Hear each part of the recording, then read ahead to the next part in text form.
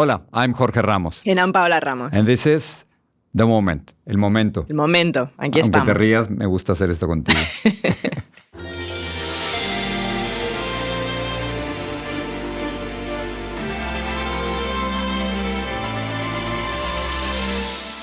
So let's talk about what we do, Paola.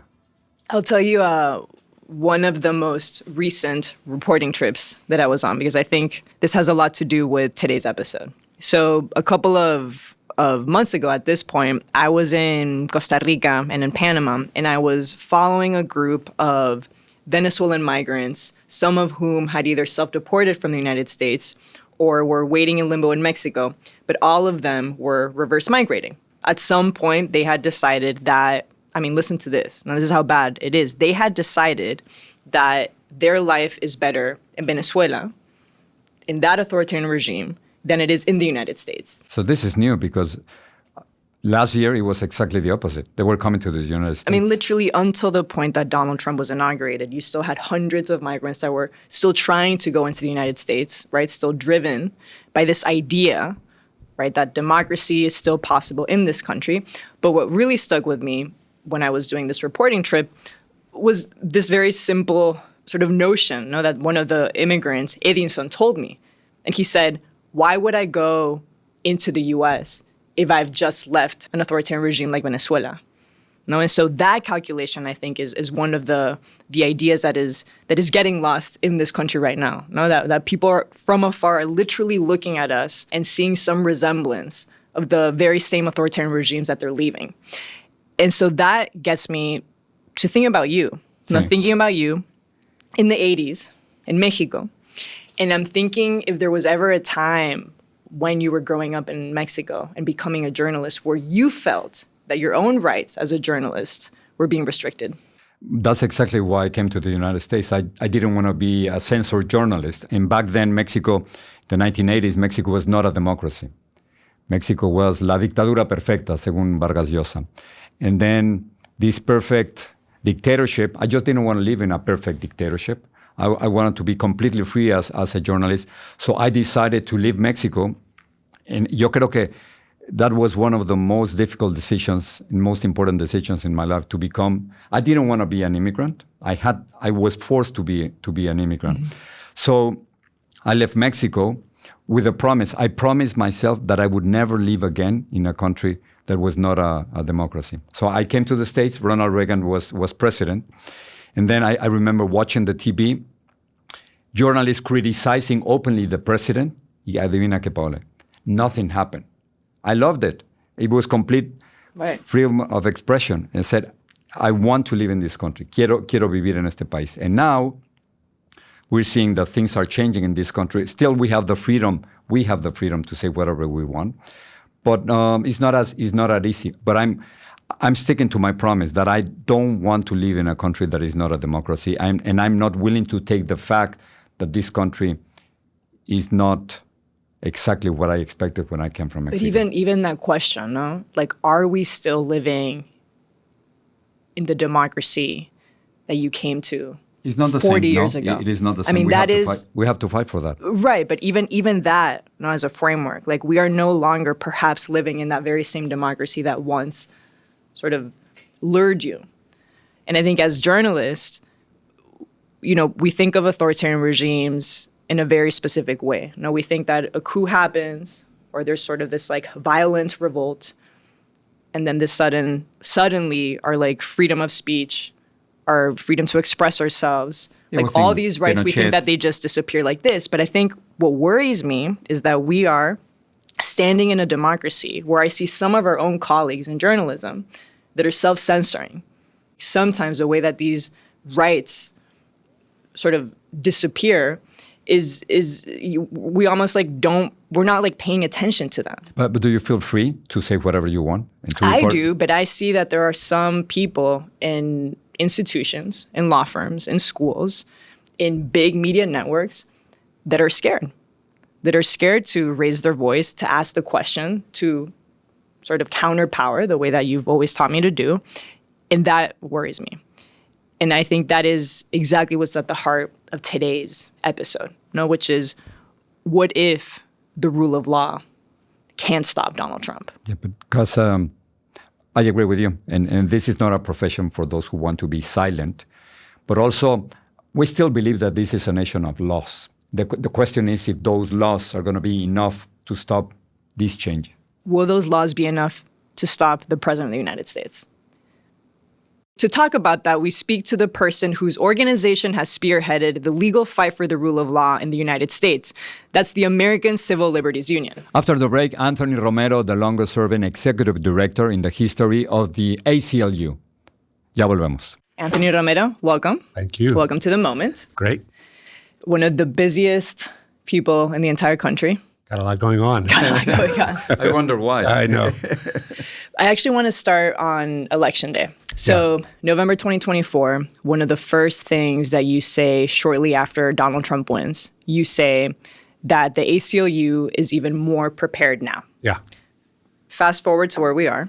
You see that Donald Trump is deploying the National Guard. He's essentially turning ICE into a police force, defies the Constitution, still obsessed with amassing power. Massive deportations. Massive deportation. The list goes on. And so looking back at that statement, you saying we're even more prepared now, is there anything that you were not prepared for? I don't think we were prepared for the velocity of all the policy changes coming right down the pike. I mean, in some ways, we were prepared because we had scoped out many of the issues.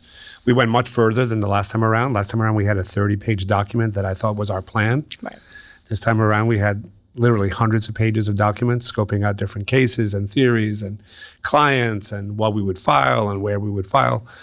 But we didn't expect it all to be coming at full force. I mean, it was not just the fire hose, it was all the fire hoses on at the same time. And I think what was remarkable was the way in which the nonprofit sector more broadly responded. The ACLU's played a critical role, but thank God there have been others on the front lines, the first responders, if you will. Mm-hmm. And so we haven't had to swing at every pitch.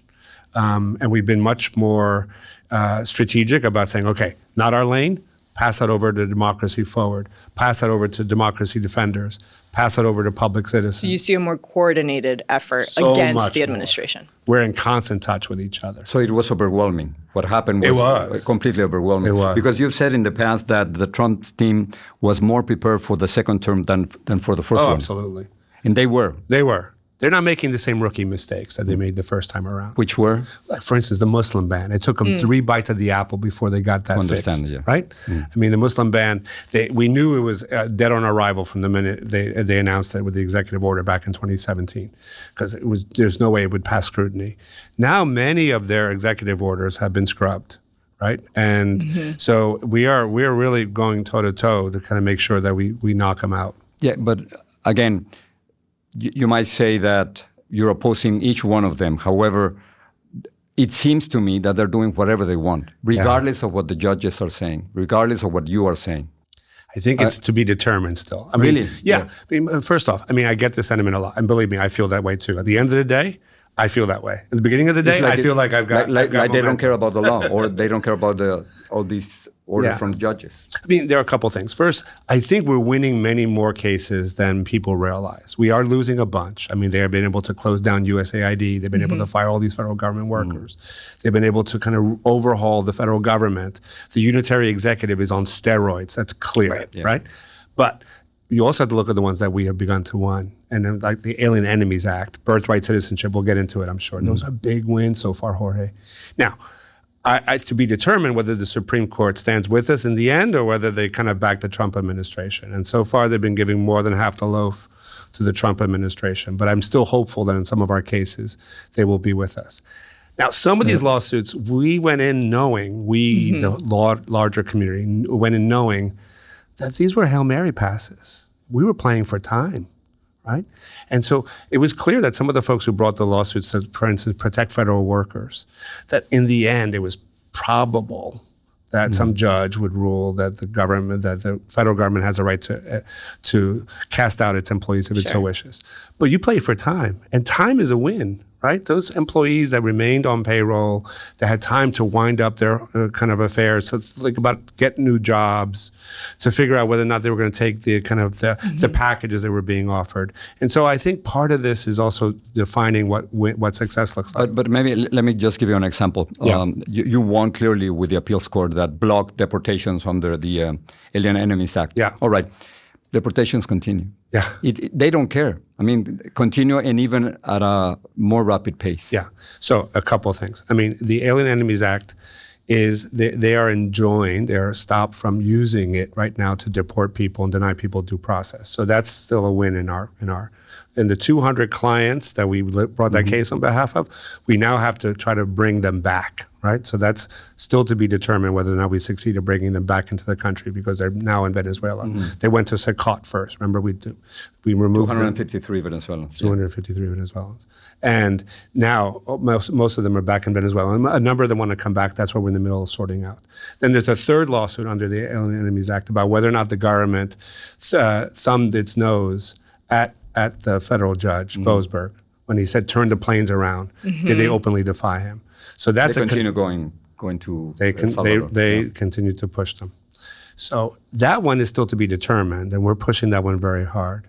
Now, the deportations writ large, there is no one lawsuit that can stop them. That's the thing. That's what worries me, right? Like, Right. I think we spend so much time talking about, rightly so, Venezuelan migrants, but I'm even thinking about the larger picture. Oh my God, so Between true. ICE and CBP, they've deported over 350,000 people already just in the first 7 months of this administration. Many of these folks were perhaps racially profiled, denied due process, literally snatched on the streets, disappeared. And so I'm thinking about them, right? And I'm thinking about what justice looks like for them, but more than anything, what accountability looks like for ICE. Like, who's to be held accountable for those people? Totally right. And that's the much harder question. And it's going to get worse, right? I mean, It is going to get worse. It's going to get worse, sure. With this big, beautiful bill, they have so much money now to grow ICE, the Department of Homeland Security. When they finally bring all the resources in the Department of Homeland Security, it will be the 5th largest armed force of any country, right? It'll be enormous. So what we're seeing now is just the prelude. And there it is retail, right? You have to kind of raid by raid, site by site. You've got to challenge the circumstances of the raid. I see. Did they deny people due process, right? Did they read the Miranda rights if they were being charged criminally? Were they picking out people based on the color of their skin? The fair-skinned people get pulled aside and get let go, and the darker-skinned people get questioned. But I'm thinking, yes. I mean, they're doing exactly that. Yes. They're doing exactly that. And that's where those lawsuits have to be brought one by one. There's not one lawsuit. Like Birthright citizenship, one lawsuit will knock it out. I'm pretty confident. That'll be our case, hopefully later on this year. One lawsuit on the Alien Enemies Act will knock out the use of the Alien Enemies Act. On the deportations and the raids, there is not one silver bullet. I'm sorry, but you've seen the videos, no? Yeah. Raid after raid. Masked agents without identification, just basically kidnapping people. And people are asking, where's your ID, who you are? They have no idea. It's happening over and over again, all across the country. And more. Yeah. So can you stop that? I think we can stop. I'm not sure we can stop it all. Yeah. I mean, I think we can stop the worst of the abuses. I think we can bring some of the seminal cases that kind of talk about whether or not the administration is going too far. We have to bring public opinion with us. This is all about grabbing people into the pool, right? Grabbing the corporate leadership, grabbing Republicans, grabbing agribusiness, where they're having difficulty getting people to pick the crops in the fields. And so we have a case out of Kern County in California where it was clear exactly what you described, Jorge, that deportations were breaking every rule in terms of like targeting people based on race, not providing them any due process, summarily deporting them. No papers, expedited removal. And so be able to document that and bring the public dialogue along is really critical. A lot of people thought, oh, it's good that we deport the criminals. It's good that we deport the drug cartels. That's what they thought they were getting most of the people when they that voted deporting, they have no criminal records. Exactly. So that's where you have to bring the conversation along with them. And then you feel confident that the Supreme Court will not revoke birthright citizenship. I am pretty confident. That still. surprises me. Tell us why. I don't know. I'm kind of clear-eyed. I mean, you're had smiling. Only coffee in the morning. Wow. I just think So it you is trust so, you trust the system. I have to still. Yeah. We'll see. Tell us why. Because I think it's just too far a bridge for them to cross. It is in the Constitution. It's in the statute. And I think in the conversation, I was at the Supreme Court when they listened to the earlier argument around universal injunctions. Mm-hmm. And the court decided that one because they wanted to throw a bone to the Trump administration. I think, reading between the lines, when they get to the merits of birthright citizenship, I don't think they're going to stand with the Trump administration. And so in some ways, they threw him a bone under the universal injunctions to say, here, yeah, this one is a challenge. But I think in the end, I think they're not going to go that far. I mean, think about what birthright citizenship is. I mean, birthright citizenship is the way we solved our original sin on chattel slavery, right? It is how a nation of immigrants became a nation, right? That we're all equal under the law. To do away with that is to kind of create an intergenerational mechanism for stigma and discrimination that will change the face of this country. Let me tell you a little story. As you know, in 2015, I was following Donald Trump, and I got ejected from a press conference. I remember. All right. So I was proud of you. That's part of my personal history. Okay. What people don't know is that after I was ejected from the press conference, he actually allowed me to come back. And then I had the opportunity to talk to him maybe 10 to 15 minutes. It was pretty intense, but we had the opportunity.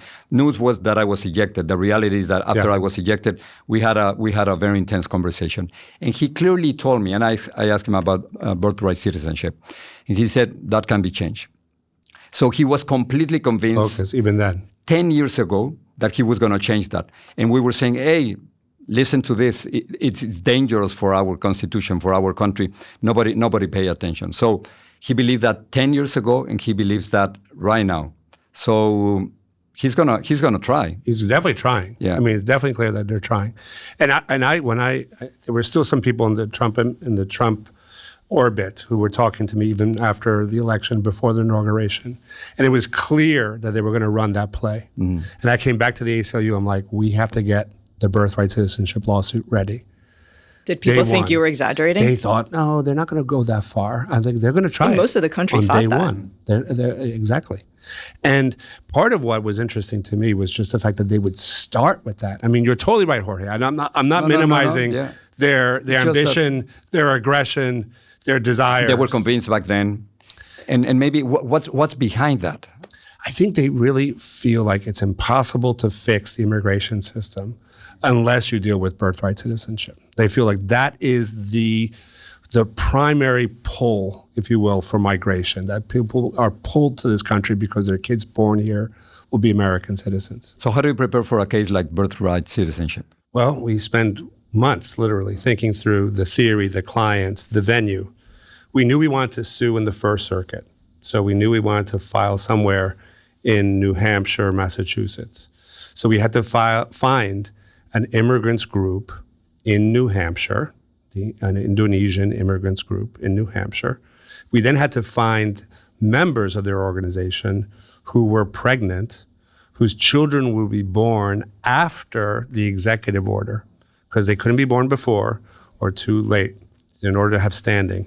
And so we had that case ready. We had literally identified individuals in the class and in this organization, so that when I got word that they were going to run the gauntlet on birthright citizenship and do that on day one, I went back and told the team, ready, people.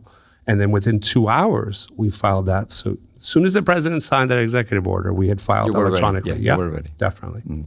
Sometimes I think we're not even talking about a legal fight. It's an ideological one, right? And I think so many people within that administration fundamentally believe, that if you are an immigrant, you're not worthy of American citizenship, right? And so I think sometimes these conversations are more about that. And that's why perhaps I'm more cynical than you, Anthony, because I do feel that this country once had an ability to look at Black and brown people as inferior. Yeah. Like, we were capable of that as a country. Yeah.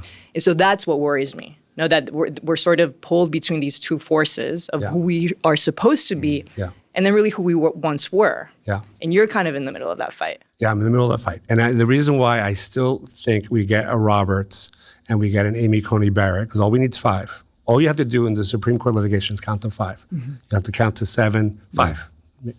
You never count to 9. You never get to 2. Yeah. You never get Alito and Thomas. And the reason why I think is because I think they're worried about their own reputation, their own standing in history. And Roberts, as the kind of the protector of the legacy of his court, the Roberts Court, is not going to go back to a moment when this becomes the equivalent of a Dred Scott, a terrible moment in American jurisprudence. And so that's why I'm still optimistic. I mean, I think certainly the people within the Trump administration are dying to do away with birthright citizenship. I just don't think they're going to get it this time around. Because the basic math is 5-4, 6-3. And people are thinking that way, that he has the support. Actually, there's the belief that they not only control the White House and Congress, that they actually control the Supreme Court. Yeah.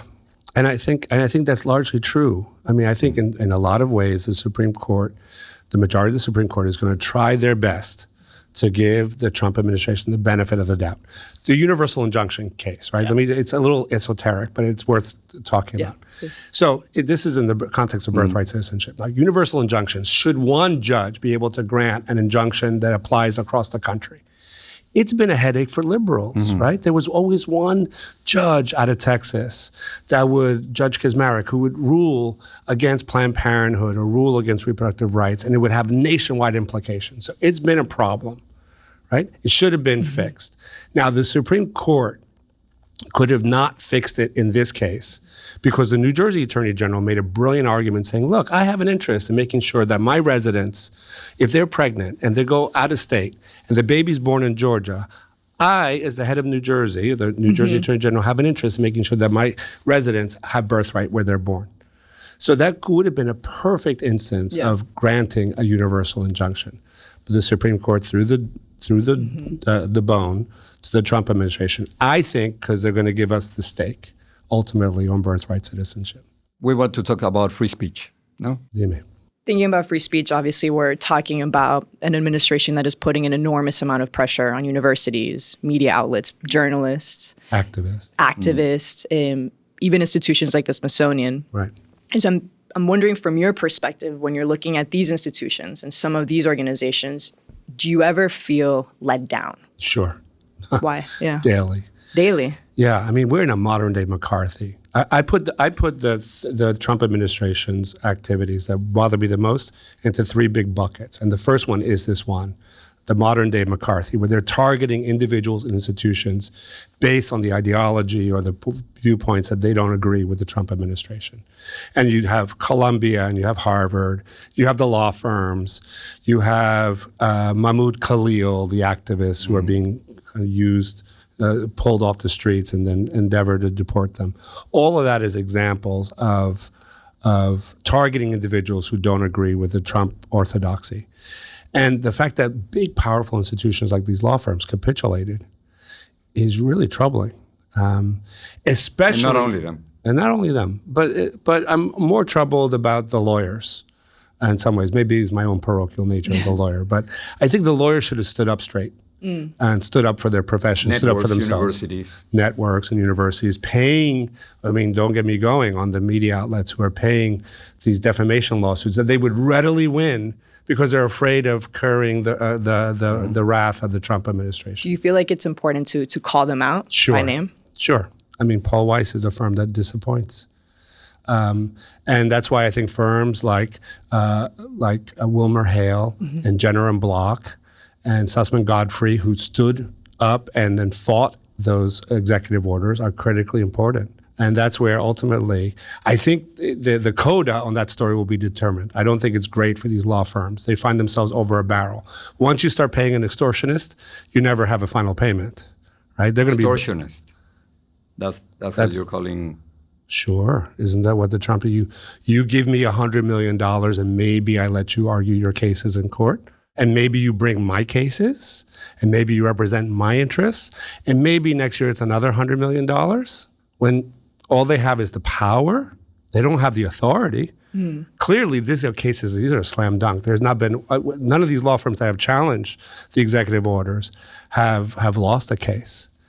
they just decided to pay the extortionist is better than fighting up, than lawyering up and fighting. So these are new fights. Let me ask you about a classical fight.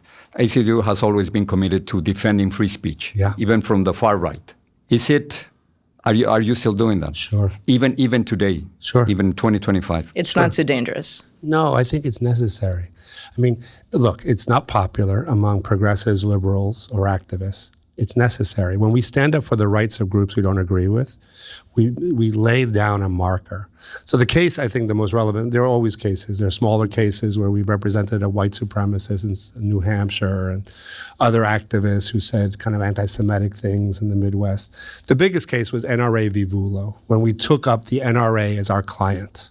The NRA came to us saying, Cuomo's trying to shut us down because he doesn't agree. Governor Cuomo is trying to shut us down because he doesn't agree with our position on gun ownership, and was using all the power in New York State to come down on the NRA, trying to sever business ties with the NRA. And they said, but you have the best First Amendment lawyers. Will you take our case? And we took it. So they had a case. They had a case. We won that one, 9-0. Sonia Sotomayor wrote the majority. That is now the case we are citing in the Harvard litigation or in the law firm litigation, where we're talking about the U.S. government should not be allowed to use the powers of the government to target institutions with whom it has a disagreement, an ideological disagreement. That's why I think it's critically important we stand up for this. So hate speech is protected? Yes. Yes. Burning the flag is protected? Yes, absolutely. Even though Trump is signing executive orders that are essentially telling the American people that it is and we will jump unlawful into those to burn an American flag. Exactly. And to be clear, it is not illegal to burn an American flag. It is not illegal to burn an American flag. And for decades, we have fought things like constitutional amendments that would make a flag burning a crime.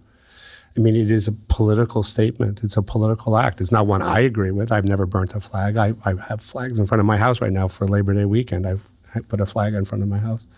I refuse to cede the flag. But I think it's important for political activists to have a right to express themselves as they wish. So because of the political fights that we're in right now, do you think ACLU has been forced to move to the left? I don't think we have changed, right? I think we've always been pro-immigrant from the beginning with the Palmer raids in 1920. We've always been for the rights and due process rights of immigrants. We've always been for the rights of women and reproductive rights and health. We've always been pro-racial justice. I think what's happened is the tectonic plates of partisan politics have shifted out from under us. You filed more lawsuits than ever before, no, against the Trump administration. Over 150, 79 class actions, yeah. Okay.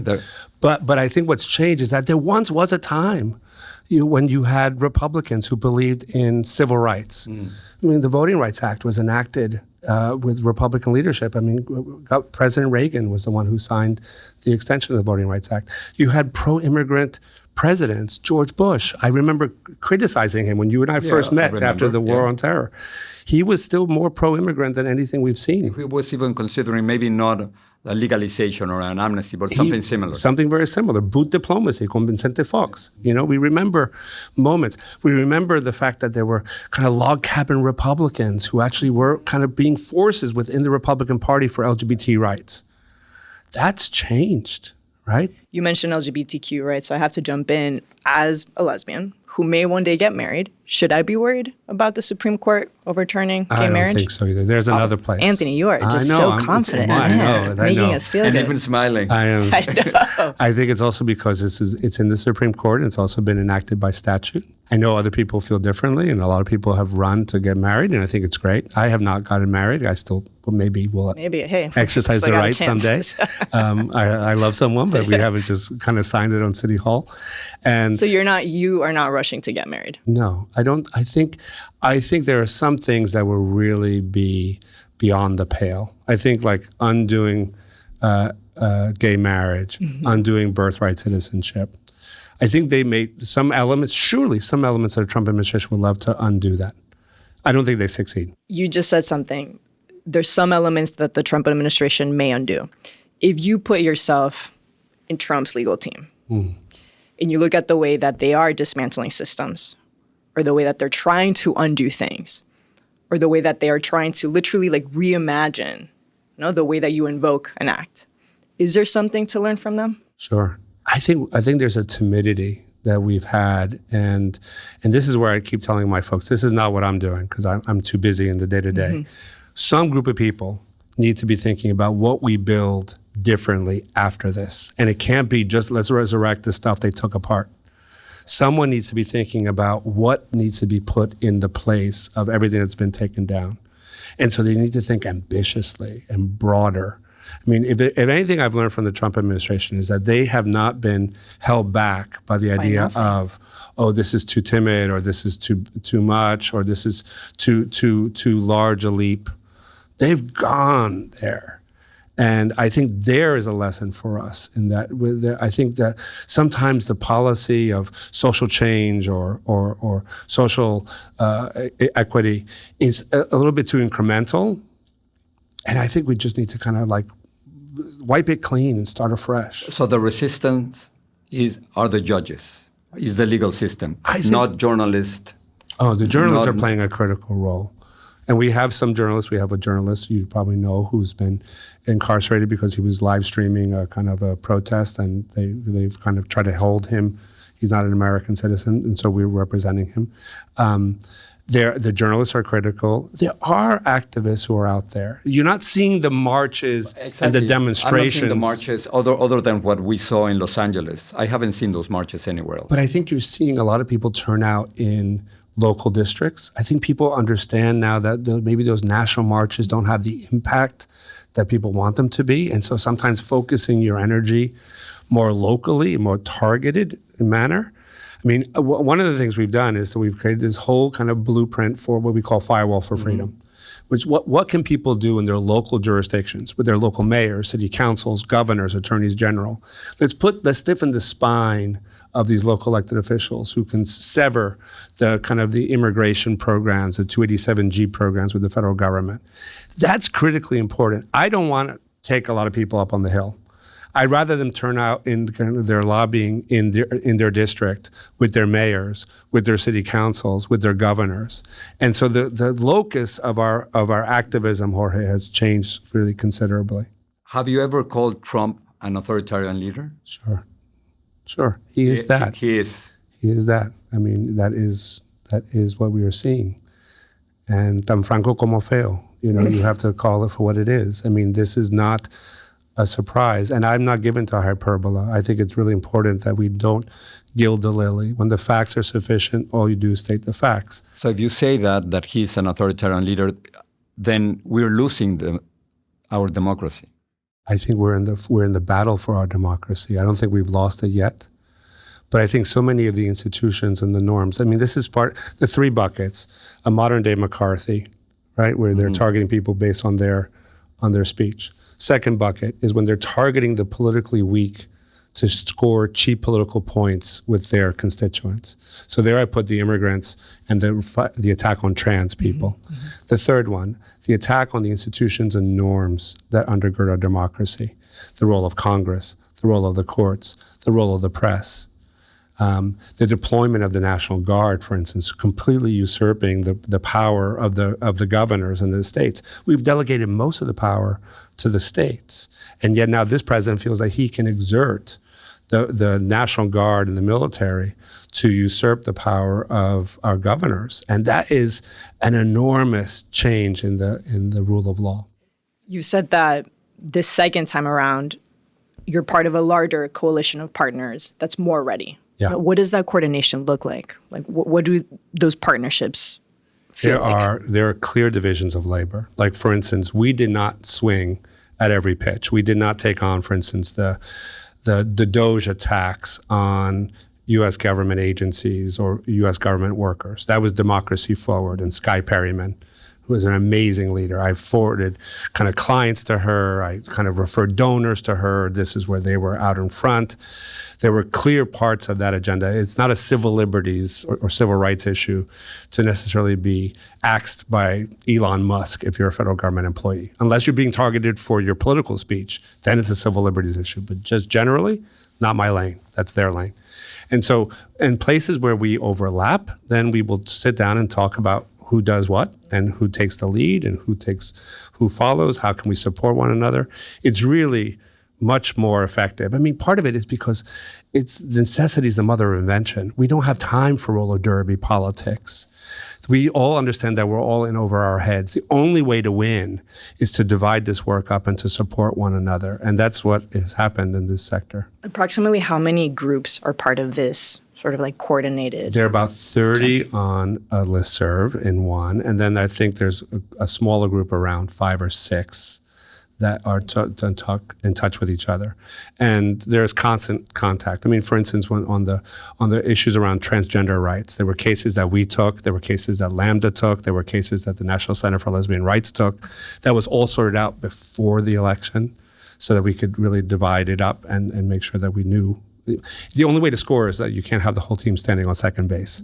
So you got to make sure you have people spread out. Right. This is like the invisible part of the resistance that people don't see. And there's a whole coordinated. Requires a little bit of negotiation, and we don't always agree, and sometimes there are disagreements, and then we have to talk it through like adults.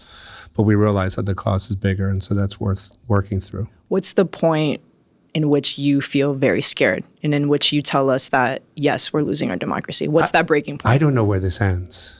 Right, that's where I get nervous. We fight this day to day, and we fight it strategically, and we fight out. We think long term, and we plan. What if we lose? What if we win? How do we appeal? How do we come back? We lay the groundwork for 2027, 2028, 2029, 2030. I'm just looking at plans, both good and bad, for what this looks like if we don't get out of this. The thing I worry about is when people turn off and they begin to kind of normalize all of this, that it's normal for the government to be targeting individuals it doesn't agree with. It's normal to deploy the military and the National Guard in our cities. But we're somehow normalizing that. We are. It happened already, National Guard at the border, then it was in LA, then in DC, then Chicago, and then maybe Boston, right? And I think that's part of what we need to kind of like, that's where we remain kind of very aggressive in trying to sound the alarm. I mean, one of the things we've been doing, so we litigate a lot with these 150 plus lawsuits. We lobby our local elected officials, right, to make sure that they stand up as a firewall for freedom. Do you have enough money for that? It's, the rich. is that a yes or a no? The rich are complicated. Yeah. The wealthy. Do the rich want to give less now? Oh, you bet. I'm not going to kiss and tell, but there are so many. Because they're afraid. Oh, yeah. They say it out loud. Huh. People who were with us in Trump 1.0 who couldn't write a big enough check are missing in action this time around. Thank God for the ordinary folk, right? The ordinary people who crowdsource the ACLU, those how are the you're heroes. Sustaining this Half movement. of the budget comes from $100 or less. I mean, do you ever feel demoralized? I know your job is to be a leader, to be outspoken, to be here to smile at us. Do you ever go back home and you're like, man, I can't believe that after more than 40 years of working at this set of issues, that at the end of my career, we have fewer rights and liberties than I thought we deserve. And the idea that I don't know where this ends. And part of what gives me kind of the hope is that I might personally lose hope. This individual might lose the faith, might be the priest who stops believing in God and then steps away from the church. But there's an institution that doesn't lose faith. And that's what I've believed in, is building an institution that has the staying power that's much bigger than any one person, that has the fervor and the zeal and the staying power that outlasts any one individual. You just said the phrase, at the end of my career. Can I get a little personal? I've known you for decades. A long time, yeah. All right, okay. So as someone who spent 38 years doing the same as I did, and you've been 24 years. Is it time for a change at ACLU? It might be. No, not right away. I think the steady hand. Because you said the end of my career. Well, I probably, several more years. I want to see this through. I want to see the Trump administration through. I'm kind of stubborn. You know that about me, Jorge. I'm kind of like. So this is a personal fight. Yeah, well, it's a fight I'm personally involved with and committed to. But I also feel like, I'm definitely, most of my career is behind me as opposed to in front of me. And there will be a moment when there's a new dynamic leader who will take over and re-envision an organization. Part of what I love about, if Trump taught us anything, don't put too much trust in any one person, right? You have to believe in something bigger than that one person. And so I believe in the fact that an institution will have to be broader than and bigger than and remake itself. And that someone with a lot more energy and dynamism will come in and kind of feel Not yet. Not yet. Yeah, so you want to see this through. I feel the same way. In other words, I believe that I had to come back as an independent journalist, at least for this government, Totally. at least for this period. Totally. Yeah. Totally agree. Estamos de acuerdo. Anthony, to finish, who taught you how to fight? Where do you get this fighting spirit from? I don't know. I think I saw it a lot with my father. Mm-hmm. He was not really a fighter in the way that you would think. He was a very easygoing guy, and he had a beautiful smile, and he loved to laugh. But he had grit and resilience, and I saw what he went up against. You know, he was a Puerto Rican guy who probably, I'm not sure I ever saw him write a sentence. So I know he read the newspaper, but I'm not sure he was capable of long-form writing. Yeah. Super smart, just not well-educated, 4th grade. And yet he just stayed at it, like grit and determination. My mother, who just believed no matter what, no matter what the circumstances, that things could be better. So I think you learn that at home. You learn that close to the people. And for being Puerto Rican too. And I think Puerto Rican, history and culture there's a lot there. It's not been the sole focus of my career. There have been other people who've been focused on it. Yeah. But I think it's, you certainly grow up knowing about politics, right? It's quick to figure out, okay, I'm a U.S. citizen, whether there or here. But if I'm in Puerto Rico, I don't get the chance to vote for the presidency. That takes a lot of explaining for a youngster. Like I could vote for, when I'm 18, I could vote for the president of the United States, but my cousins in Puerto Rico couldn't. How do you explain that? Yeah. It's a challenge. So let's just finish as we began talking about Bad Bunny. Bad Bunny. Bad Bunny's amazing. He's fantastic. He's just incredible, no? My nephew was the one who turned me on to Bad Bunny years ago. I'm like, what are you listening to? And he said, Bad Bunny. I'm like, wow, okay, I'm going to listen. And, it's incredible how he is just a new type of leader, Spanish-centric. His focus on Puerto Rico. His music is universal. He can sing universally in a language that is not the universal language, they say, but he's making it so. I think he's incredible. Yeah, I saw him in El Estadio Azteca in Mexico City.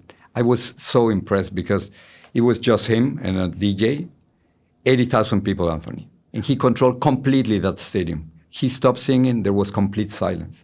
And then he's doing like meditations in the middle of the concert. He puts a towel on top of his head, and then he stays there like for 2 or 3 minutes. I should try that. I need to try that. I think a little bit more, more mindfulness. Anthony, gracias por hablar con nosotros. Thank you so much. To both of you, Paula and Jorge. And you keep on smiling the same way. I keep smiling because I keep working. I'm telling you. Yeah. It's the best way to work, with a smile.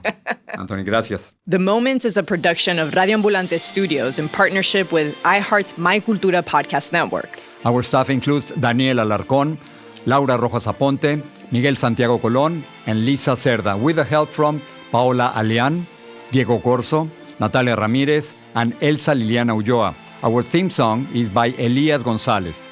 The CEO of Radio Ambulante Studios is Carolina Guerrero.